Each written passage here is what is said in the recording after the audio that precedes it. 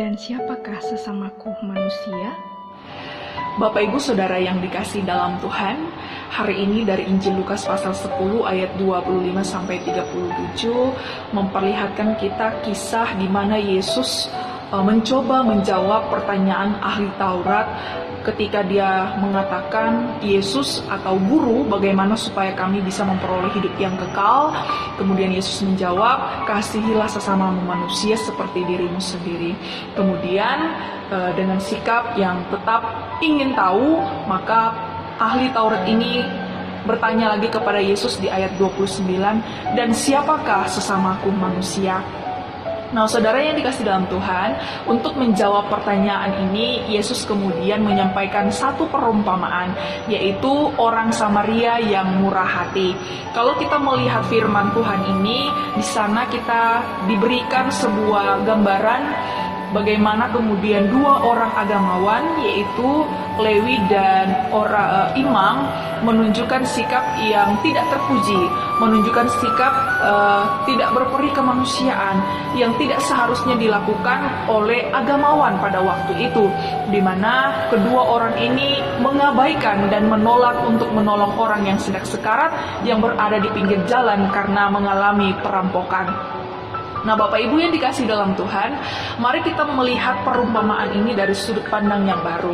Mari kita menempatkan diri kita sebagai imam dan orang Lewi dalam cerita tersebut, sehingga kita dapat melihat apa kemudian yang menjadi penyebab atau alasan sehingga kedua orang ini gagal menjadi sesama manusia dalam perumpamaan orang Samaria yang murah hati. Nah, sebelum lebih jauh, saya mau mengajak kita untuk melihat dan belajar lebih mengenal dekat siapa imam dan Lewi dalam bacaan kita. Nah, Bapak Ibu Saudara, imam adalah orang-orang yang kemudian bertugas untuk menjalankan ritual keagamaan di bait suci pada waktu itu. Dan juga orang Lewi, mereka juga melakukan tugas tanggung jawab untuk melayani di bait suci, khususnya dalam hal pelayanan musik, bernyanyi dan sebagainya. Tugas tanggung jawab ini saudara tidak mereka lakukan setiap hari, setiap minggu, setiap bulan. Tetapi mereka dibagi ke dalam 24 kelompok yang kemudian bertugas bisa saja sampai 2 kali hanya dalam 1 tahun. Nah, 1 kali bertugas itu mereka akan lakukan selama 1 minggu. Ini berlaku untuk imam dan orang Lewi. Nah, saudara yang dikasih dalam Tuhan, 1 tahun mereka menanti jatah seperti itu untuk dapat melayani Tuhan di bait suci. Kita bisa bayangkan dalam menanti 1 tahun ini cukup lama bagi mereka. Kerinduan mereka untuk melayani dalam penantian 1 tahun, waktu yang cukup panjang untuk mereka tunggu supaya mendapat jadwal seperti itu. Nah, tiba masanya ketika mereka hendak melakukan tugas tanggung jawab untuk melayani di bait suci. Ketika mereka lewat di sebuah jalan, rupanya ada orang yang sedang tergeletak, yang dikatakan dalam perumpamaan kita hampir mati atau sedang kritis. Mengapa kemudian mereka mengabaikannya? Saudara yang dikasih dalam Tuhan, kalau kita melihat Bilangan pasal 19 ayat 1-11, di sana memberikan kita jawaban mengapa kemudian mereka mengabaikan. Menurut Bilangan 19 ayat 11, di sana kita mendapat penjelasan bahwa lamanya seseorang menjadi najis ketika dia menyentuh mayat itu berlaku 7 hari.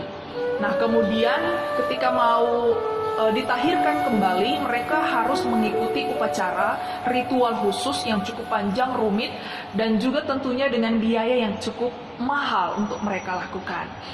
Dan juga saudara yang dikasihi di dalam Tuhan, kalau kita melihat dalam Imamat 21 ayat yang pertama, di sana firman Tuhan berkata demikian. Tuhan berfirman kepada Musa, berbicaralah kepada para imam, anak-anak Harun, dan katakan kepada mereka, seorang imam janganlah menajiskan diri dengan orang mati di antara orang-orang sebangsanya. Nah, saudara yang dikasihi dalam Tuhan, berdasarkan kebenaran firman Tuhan ini, mau memberikan dan menunjukkan bahwa tindakan seorang imam pada perumpamaan dalam bacaan kita didasarkan atas ketaatan mereka pada perintah Tuhan. Demi menjaga kekudusan dirinya sebagai pelayan di rumah Tuhan, maka ia memilih untuk menghindari sesuatu yang terlihat seperti jenazah, seperti orang yang sudah mati. Dengan kata lain bahwa ia sendiri terikat pada ketentuan agamanya yang melarang dirinya sebagai imam untuk menyentuh orang yang sedang atau yang sudah mati. Menyentuh orang mati membuatnya menjadi najis. Nah, Bapak Ibu, dampak dari kenajisan tersebut adalah tertutupnya kesempatan bagi mereka sebagai pekerja di bait Allah untuk melayani Allah. Kita bisa bayangkan, mereka menanti dalam waktu yang cukup panjang 1 tahun, kemudian hal ini bisa saja menjadi gagal hanya karena mereka menjadi najis akibat mereka menyentuh mayat yang atau orang yang sedang sekarat yang mereka lewati di sebuah pinggir jalan itu. Nah, saudara, kita sudah menempatkan diri sebagai imam dan orang Lewi lewat perumpamaan. Dari uraian yang sudah saya sampaikan, tidak bermaksud membenarkan imam dan orang Lewi atas tindakan mereka. Tetapi di sini kita mencoba berada di posisi mereka dan menemukan perspektif yang benar dari sudut pandang kedua orang tersebut, yaitu imam dan seorang Lewi. Tetapi pertanyaannya, apakah tindakan mereka ini benar secara kemanusiaan? Bapak Ibu Saudara, kita memperhatikan baik-baik bacaan kita. Perumpamaan Yesus di sini tidak berkonteks pada kewajiban melaksanakan panggilan keagamaan Yahudi. Perumpamaan Yesus tidak sedang membicarakan atau mempertanyakan bagaimana untuk melaksanakan panggilan keagamaan Yahudi. Tetapi saudara, perumpamaan Yesus di sini justru berada pada latar pertanyaan, dan siapakah sesamaku manusia? Ini pertanyaan yang kemudian tadi ditanyakan oleh ahli Taurat kepada Yesus, bagaimana supaya mereka memperoleh hidup yang kekal. Dan siapakah sesamaku manusia? Hal ini berarti Yesus sedang berupaya memberikan jawaban kepada para ahli Taurat lewat perumpamaan orang Samaria yang murah hati, yang bersikap sebagai orang yang tidak berperi kemanusiaan lewat perumpamaan. Lalu kemudian perumpamaan ini menunjukkan dan memperlihatkan kepada kita bagaimana orang Samaria yang dianggap kafir, yang dianggap orang yang tidak layak, yang dianggap orang berdosa, kemudian ketika dia lewat, justru dia yang tergerak hati oleh belas kasih, kemudian mengangkat, merawat, menghantarkan orang yang sedang sekarat tersebut untuk dirawat supaya memperoleh kesembuhan. Orang Samaria yang murah hati itulah yang menunjukkan siapakah sesamaku manusia.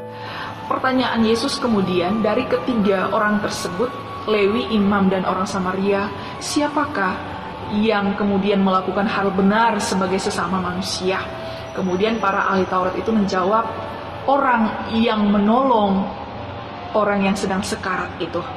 Bapak Ibu Saudara yang dikasihi dalam Tuhan, inilah kegagalan orang Lewi dan imam tersebut dalam perumpamaan Yesus pada Injil Lukas ini. Benar bahwa mereka menjalankan kewajiban agamanya dengan sangat baik, sangat luar biasa taatnya, sangat luar biasa mereka mentaati sebagai petugas-petugas dan pekerja di bait Allah.